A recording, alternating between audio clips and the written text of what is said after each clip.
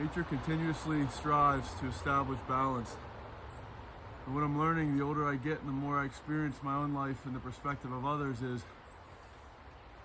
the goal is to align my will and my actions with that natural law of balance.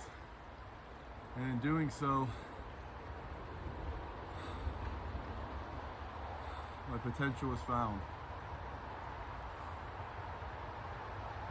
Living in harmony with the balance of nature, observing where I'm out of balance, using my will to take an action to establish that balance in my own life and setting the world right. At the end of that journey is who I'm supposed to be.